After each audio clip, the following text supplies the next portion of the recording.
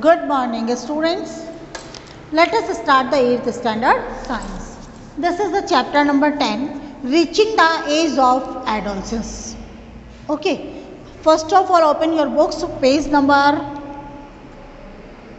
162. तो reaching the age of adolescence, adolescence क्या होता है, कौन सी एज होती है जिसे हम कहते हैं एडोलसेंस? बेटा जी, जो आपकी एज है उसे कहते हैं एडोलसेंस। एडोलसेंस एक वो एज होती है ना तो बच्चा पूरी तरह से मैच्योर होता है और ना ही बच्चा पूरी तरह से बचपन जो होता है वो उसका होता है।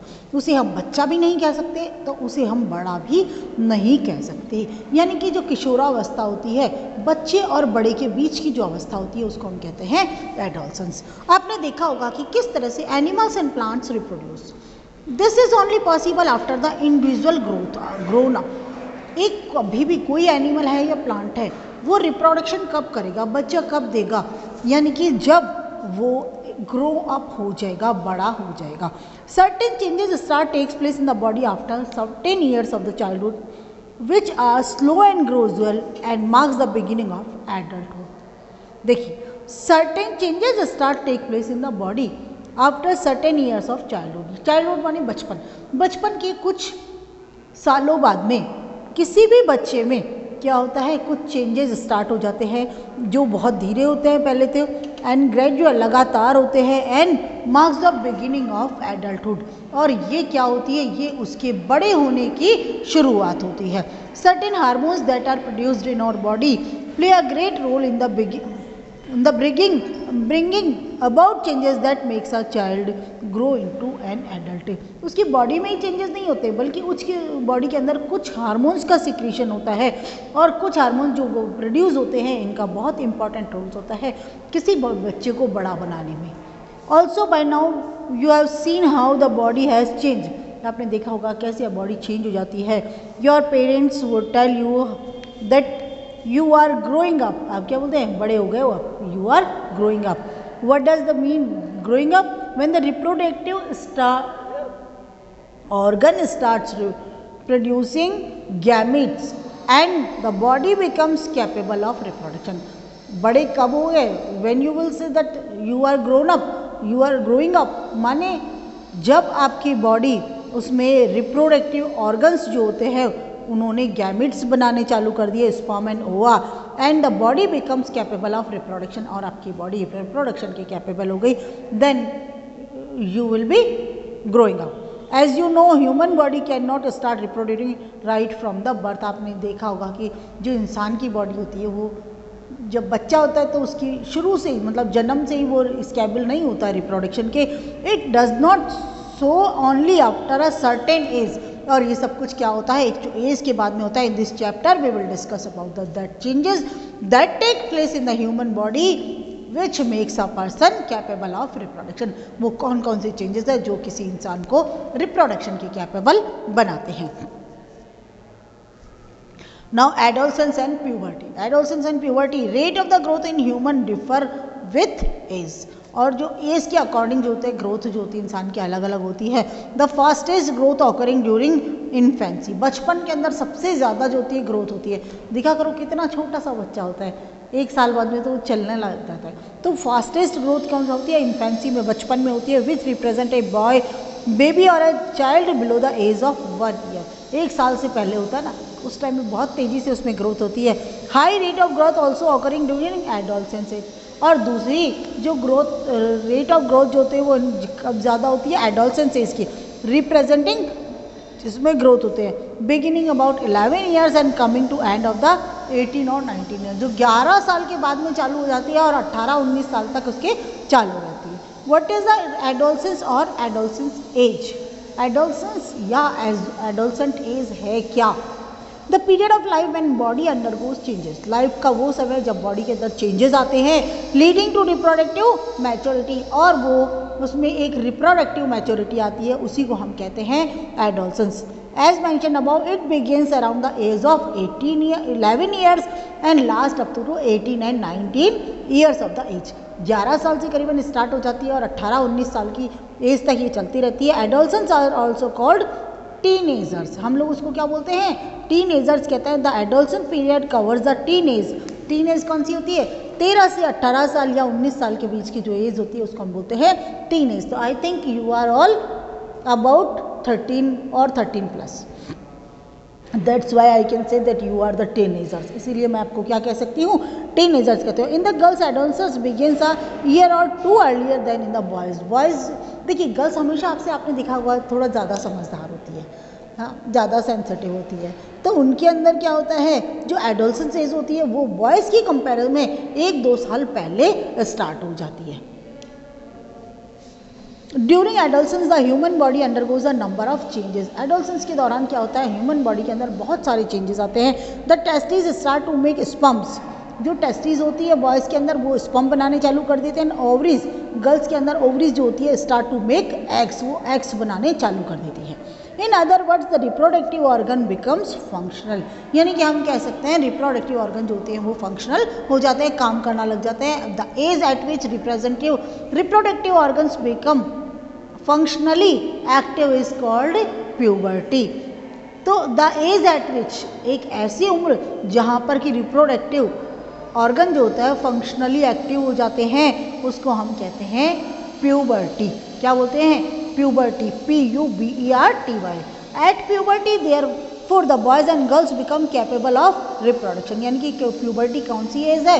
वो एज जहाँ पर बॉयज़ और गर्ल्स जो होते हैं वो रिप्रोडक्शन के कैपेबल हो जाते हैं। तो let us now understand the changes which take place at the puberty। puberty के दौरान कौन कौन से changes आते हैं? changes at puberty।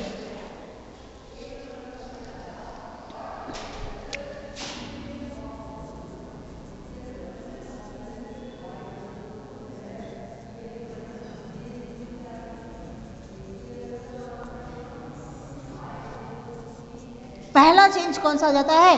तो growth of the baby in important character. सबसे पहला क्या हुआ कि आपका ग्रोथ जो होता है किसी भी बेबी के अंदर इंपॉर्टेंट करेक्टर है। The body changes, body undergoes several changes during adolescence. Adolescence के दौरान क्या होता है, बॉडी के अंदर बहुत सारे चेंजेस आते हैं।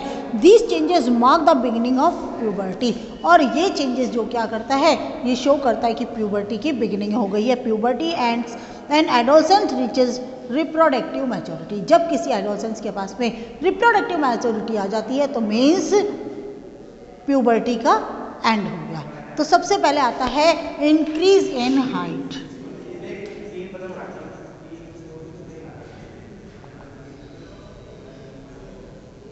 इंक्रीज इन हाइट, देखिएगा प्यूबर्टी वाले में हम किसी बच्चे को देखते हैं तो अरे इतना लंबा हो गया, तो अचानक वो इतना लंबा हो गया, कैसे हो गया? This is the puberty age. तो the bones and the legs arm elongated. जो पाँव और हाथ की जो हड्डियां होती है वो कैसी होती है? लंबी लंबी हो जाती है। And individual becomes tall and lanky. और व्यक्ति कैसा दिखाई देता है? मतलब दुबला और लंबा दिखाई देता है। लंबा और मोटा नहीं दिखाई देगा, वो लैंकी दिखाई देगा, टॉल दिखाई देगा आपको।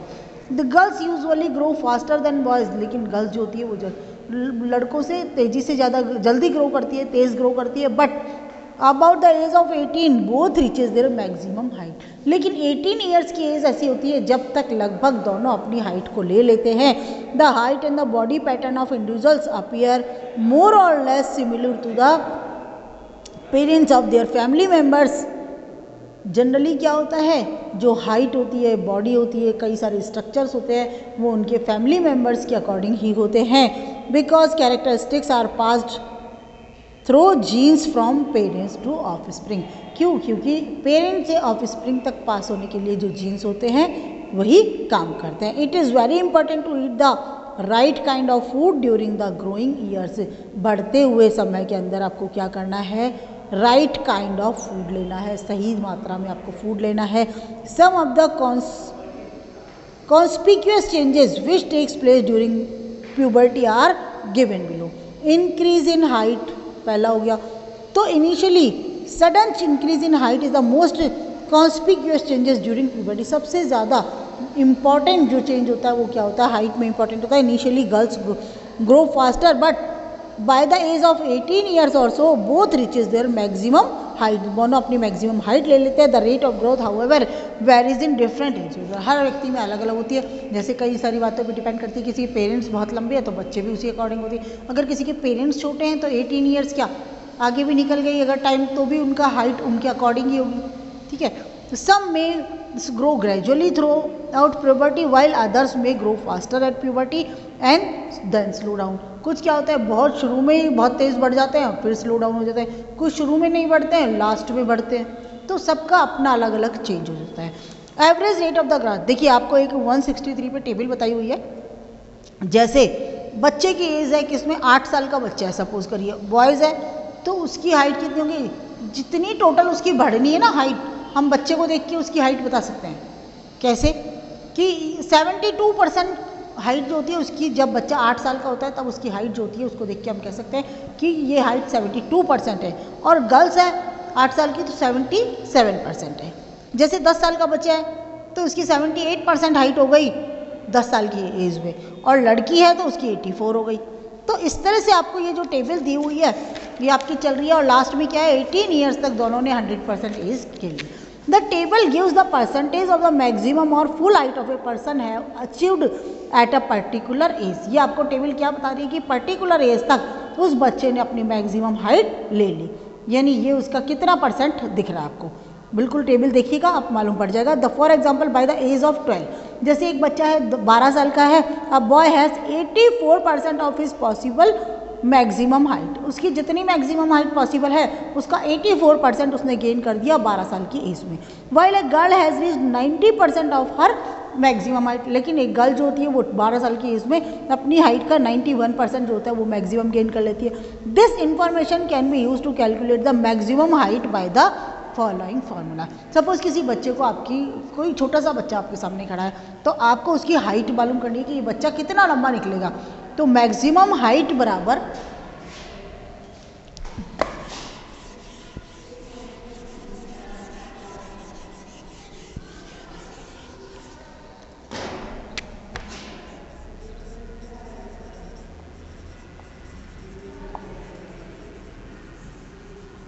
मैक्सिमम हाइट वो बराबर कैसे हो जाएगी, सबसे पहले हम क्या करेंगे present height,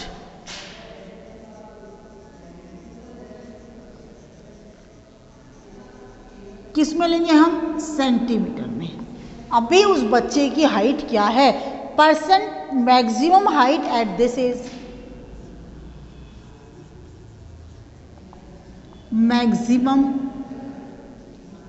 height at this age, यानी कि इस एज पे उस बच्चे की मैक्सिमम हाइट क्या है। अब सपोज करिए एग्जांपल है कि a boy is the 88 year old, एक लड़का क्या है 8 ईयर ओल्ड है एंड इज 120 सेंटीमीटर टॉल, उसकी हाइट कितनी है 120 सेंटीमीटर टॉल है।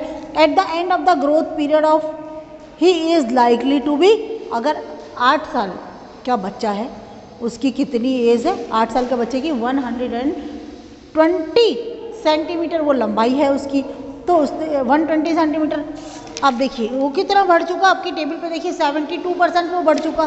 तो हम लोग क्या करेंगे कि प्रेजेंट हाइट कितनी हो गई उसकी बच्चे की, 8 ईयर्स का बच्चा है, प्रेजेंट हाइट हो गई 120, percentage maximum height of this age, यानी कि 8 साल के बच्चे की एज की हाइट कितनी होती है अभी इस वक्त में 72, तो यहाँ पे लिखेंगे हम 72 मल्टीप्लाई बाय 100।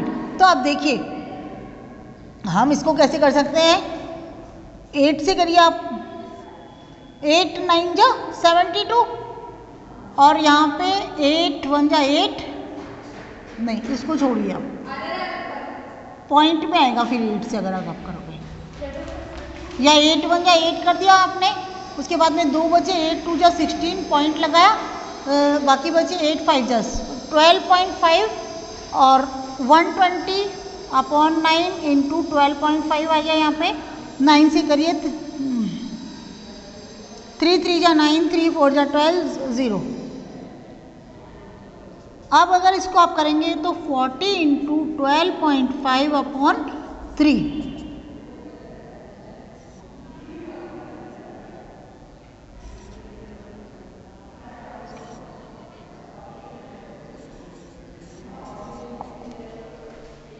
और इसका आता है 166.66 सेंटीमीटर।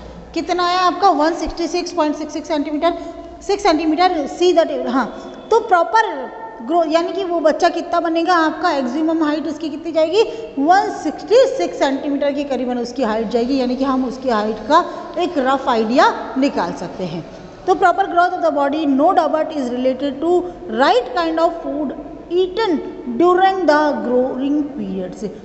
जो ग्रोइंग पीरियड्स है आपके ये उस टाइम के अंदर हाइट आपकी कितनी निकलेगी ये उसके ऊपर डिपेंड करता है कि आपकी डाइट क्या है, आप क्या खाते हैं। आधा टाइम अगर आपने भूखा रहने में चालू कर दिया, फास्ट फूड खा के टाइम निकाले, तो उम्मीद मत करिए कि आपके चेहरे का कोई रौनक आएगी या आपके हाइट बढ़ जाएगी, ठीक है। तो उसके लिए जो आपके पेरेंट्स कहते हैं ना, कम से कम उनको फॉलो करिए ताकि एक अच्छी सी हाइट आपकी बन सके। Okay, we shall discuss the significance of proper nutrition during adolescence later in this chapter. और इस चैप्टर के एंड में हम लोग पढ़ेंगे कि न्यूट्रिशन का क्या फ़ायदा होता है आपको। Change body shape, change in body shape, पहला हमने चेंज इन हाइट बताया था, दूसरा आ जाएगा आपका change in body shape. During the adolescence changes in body shapes take place, these are different in boys and girls. Boys और girls में अलग अलग चेंजेस आते हैं। In the boys the body becomes more muscular, shoulders become wider। Boys के अंदर क्या होता है, बॉडी जो होती है मस्क्यूलर हो जाती है, शोल्डर जो होते हैं वो काफ़ी कैसे होते हैं, चौड़े हो जाते हैं। In the girls the body shows curves in the certain part. Girls में कुछ पार्ट के अंदर बॉडी जो होता है एक कर्व शो करती है, एक घुमाव शो करती है। And the region below the waist, और कमर के नीचे का जो पार्ट होता है बिकम्स वाइड एंड ब्रॉडर, वो कैसा होता है, चौड़ा हो जाता है और थोड़ा फैल जाता है। Change in the voice, third number आपका कौन सा आ गया, चेंज इन द वॉइस, आवाज़ के अंदर परिवर्तन। In the voice becomes hoarse and heavy due to the extra growth of larynx. Voice box जो होता है ये यहाँ पे होता है वॉइस बॉक्स, इसके कारण जो लड़के होते हैं उनकी आवाज़ कहती होती है हॉर्स एंड हैवी हो जाती है, थोड़ी कड़क आवाज़ हो जाती है और भारी आवाज़ हो जाती है। द ग्रोइंग वॉइस बॉक्स, जो लैरिंग्स की ग्रोथ के कारण, लैरिंग्स को हम क्या बोलते हैं, वॉइस बॉक्स भी कहते हैं। The growing voice box can be seen in the neck region, आपको नेक के अंदर, वॉइस के अंदर यहाँ पे बाहर निकला हुआ सा कुछ दिखेगा just below the chin, and this is called Adam's apple. क्या बोलते हैं, एडम्स एप्पल बोलते हैं। In the girls voice become highly pitched and shriller, बहुत तीखी आवाज़ हो जाती है लड़कियों की जो आवाज़ होती है, और पिच बहुत हाई होती है, गहरा हो जाता है, मतलब यहाँ बोलोगे वहाँ तक आपको आवाज़ आ जाएगी, तो highly pitched and श्रिलर।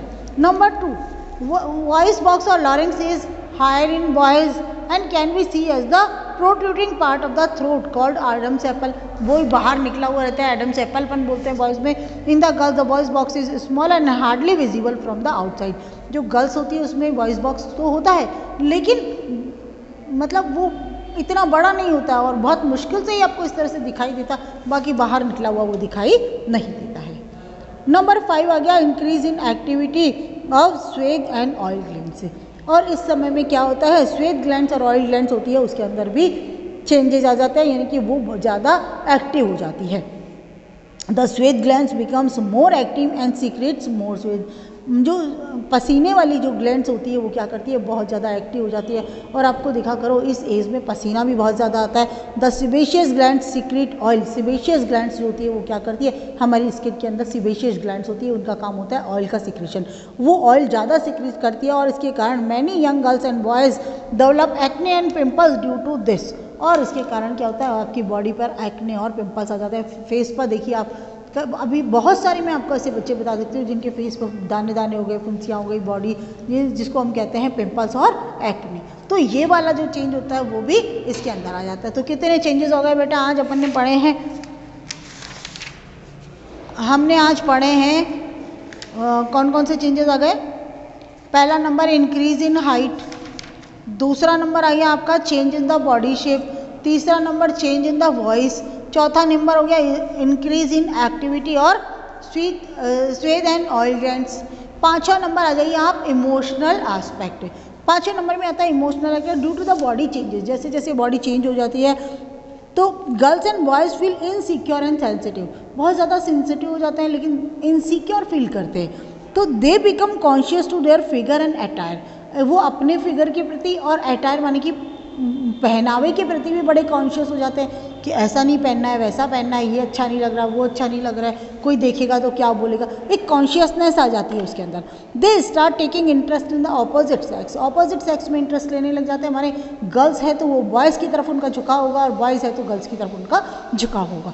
This changes the natural part of growing These changes are natural part of the growing and takes place in the life of all individuals. ये कुछ गलत नहीं है, ये एक्चुअली क्या है, this is the natural changes है. आपकी बॉडी में ऐसे हार्मोन्स बनते हैं, उसके कारण इस तरह का रिएक्शन होता है. तो दीज आर टोटली नेचुरल, कहीं कोई गलत नहीं है, टोटली नेचुरल होते हैं और take place in the life of all individual. जितने भी इंडिविजुअल्स हैं, जितने भी प्राणी हैं, जितने भी बॉयज़ और गर्ल्स हैं, उनकी सबकी लाइफ में ऐसा होता है. नेक्स्ट है मेंटल एंड इंटेलेक्चुअल डेवलपमेंट. तो tomorrow we will continue the chapter. Okay, thank you.